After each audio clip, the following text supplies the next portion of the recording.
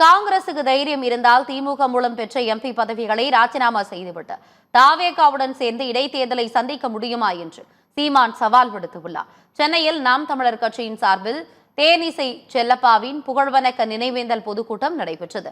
இதில் அக்கட்சியின் தலைமை ஒருங்கிணைப்பாளர் சீமான் கலந்து கொண்டு உரையாற்றினார். அப்போது பேசிய அவர் காங்கிரஸ் கட்சியை கடுமையாக விமர்சித்தார். நாம் தமிழர் கட்சி தோற்றாலும் 4% வாக்குகள் இருப்பதாகும்.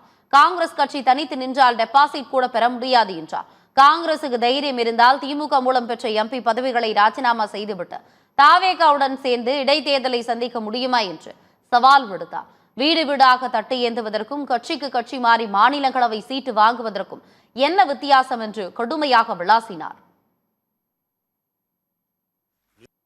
திமுக காரன் ஓட்டுல வென்றுட்டு பூத்து வாக்கக முகவர் போட வக்கு இருக்கா உனக்கு? ஒரு தொகுதியில் தனியா நின்று எந்த இடத்துல கட்டுத்தொகை வாங்குவியா நீ? நான் தோத்தாலும் 4 விழுக்காடு வச்சிருக்கேன். நீ வென்றா கூட வராத அவ்வளவு.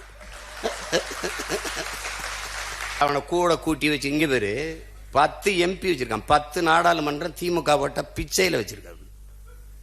இவன் உண்மையில மானச ரிசைன் பண்ற. ரிசைன் விலகி இடைத்தேர்தலை சந்திச்சு உன் டிவிக்கோட போய் டிவிக்கு போட போய் நின்று வாடா வா வென்று வாடா நீ போடா. கூட்டணி பெரிய கூட்டணி இல்ல, ஆட்சி அதிகாரத்தில் நீ அவனோட கூட்டணி வச்சு இடைத்தேர்தல் செஞ்சோன்னா 3 ஆண்டு இருக்கு.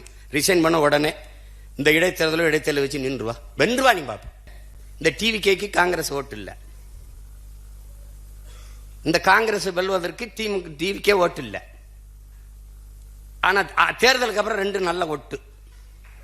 எப்படி 5 உறுப்பினர் வச்சா 2 அமைச்சர் வச்சிருக்கான். அதுல ஒரு மாநிலங்களவை வாங்கிட்டு போற.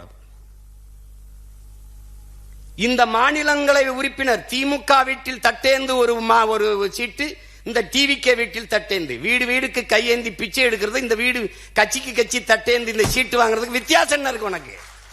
நீ எதுக்கு இது ஒரு கட்சின்னு வச்சுக்கிட்டு பேசிட்டு இருக்க? நீ எதுக்கு ஒரு கட்சின்னு வச்சு பேசிட்டு இருக்க? நீ தொடர்ந்து பேசிய அவர் நாம் தமிழர் கட்சியை போன்று தோல்விகளை கண்ட கட்சி வரலாற்றில் இல்லை என்று தெரிவித்தார். எத்தனை தோல்விகள் வந்தாலும் தளராமல் களத்தில் நிற்போம் என்று கூறினார். தமிழக முதலமைச்சர் விஜய் ஊடகத்தை மதிப்பதில்லை என்றும் சீமான் குற்றம் சாட்டினார். இத்தனை முறை ஆனால் உலக வரலாற்றில் இவ்வளவு தோல்விகளை சந்தித்த ஒரு அரசியல் இயக்கம் இருக்காது. இனியும் இருக்க போறதும் இல்லை, இருந்ததும் இல்லை. ஆனால் அந்த இயக்கம் கலைந்து போய்விடும், காணாமல் போய்விடும், சிதைந்து போய்விடும். ஒற்றை தோல்விக்கே ஓடி நொறுங்கி போனது கட்சிகள், பல கட்சிகள். இத்தனை முறை தோற்றும் சற்றும் தளராது அப்படியே அதே உறுதியோட ஒரு கட்சி இருக்கிறது என்றால் அதே புத்தெழுச்சியோடு எத்தனை இடைத்தேர்தல் வந்தாலும் அத்தனையும் எமக்கான களமாக கருதி மறுபடியும் களத்திலே பாய்.